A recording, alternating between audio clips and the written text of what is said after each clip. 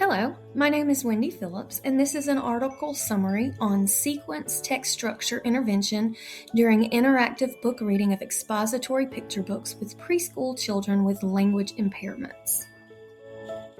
The article was written by Allison Bright-Smith, Arnold Olszewski, Christopher Swoboda, Ying Guo, and Joanne Prindeville, and it appeared in the journal Child Language Teaching Therapy in 2017, Volume 33, Edition 3, pages 287 to 30. Basically, this study examined how teaching sequence text structure during interactive reading can support young children with language impairments. The intervention was conducted with a small group of preschool children over 8 weeks, with sessions held 3 times per week. Teachers and speech pathologists used expository picture books and incorporated specific instructional strategies during and after reading. The key features of the intervention were to focus on sequence structure, explicit teaching of signal words like first, next, then, and finally, the use of interactive book reading, follow-up extension activities to reinforce learning, and an emphasis on academic vocabulary and content knowledge. One of the main strengths of this study was that teachers improved their use of effective language facilitation strategies over time. Children also showed significant gains in understanding sequence-related words, vocabulary development, and knowledge of the content being taught. Some takeaways from this article and this study are that students with language impairments often need explicit instruction in text structure, not just exposure. Teaching signal words improves both comprehension and expressive language.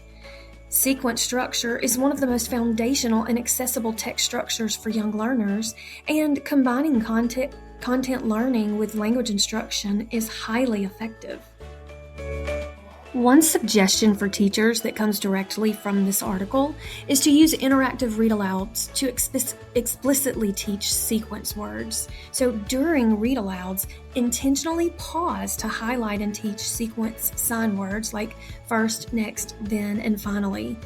Before reading, introduce 2 to 3 target words, first, next, etc. During reading, stop and ask questions like, what happened first? What comes next? And after reading, have students orally retell the steps using the signal words. Another suggestion for teachers is to reinforce with hands-on sequencing activities. Follow up reading with extension activities where students physically or visually organize steps in order.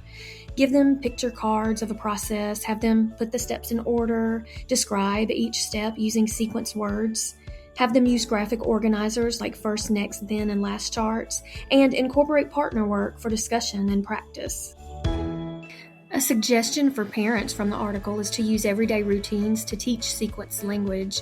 So turn daily routines into opportunities to model and practice sequence words like first, next, then, and last. Talk through routines, step by step, out loud. Encourage your child to repeat or explain the steps back to you, and gently prompt them to use sequence words.